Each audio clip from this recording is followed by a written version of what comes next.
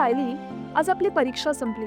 आता सुट्टी सुरू होईल. मला ना या सुट्टीत रायगडावर जायचंय ग. अरे वा, कोणी अडवलंय मग तुला? जा की, सुट्टीत मस्त जाऊन येशील बघ. अगं पण कशी जाऊ?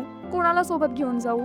एक वेळेस एकटी जाईनही, पण गेले तरी तिथपर्यंत पोहोचायचं कसं, राहायचं कुठं, काही कळत नाही. अगं हो, एवढे प्रश्न का पडतायत तुला? तुला छत्रपती शिवाजी महाराज सर्किट ट्रेन बद्दल माहित नाहीये का? छत्रपती शिवाजी महाराज सर्किट ट्रेन काय आहे हे? अगं, आपल्या देवाभाऊंच्या नेतृत्वातल्या महायुती सरकारच्या पुढाकाराने IRCTCने आपल्यासारख्या गडप्रेमींसाठी छत्रपती शिवाजी महाराज सर्किट नावाची विशेष ट्रेन सुरू केली आहे. काय खरं सांगतेस का तू? अगं हो, पूर्ण तरी ऐक. फक्त रायगड नाही, त्यानंतर पुणे, मग शिवनेरी, भीमाशंकर, प्रतापगड, कोल्हापूर आणि शेवटी पन्हाळा सुद्धा फिरायला मिळणार आहे.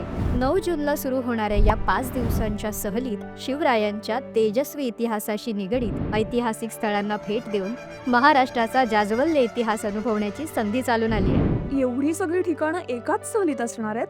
कमाल आहे ग. हा मग कमाल तर केली आहे महाराष्ट्र पर्यटन विकास महामंडळाने. हो ग, या सहलीमुळे आता आपल्या महाराजांचा तेजोमय इतिहास, महाराष्ट्राची शौर्यशाली परंपरा आणि आपली समृद्ध संस्कृती जगाच्या कानाकोपऱ्यात पोहोचली जाईल.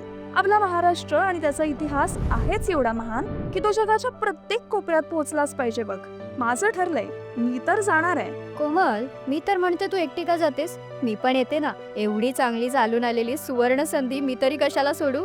चल, आपण दोघी जाऊ. ये होईना बात. चल, आजच बुकिंग करू आणि निघूया महाराष्ट्राच्या इतिहासाच्या यात्रेवर.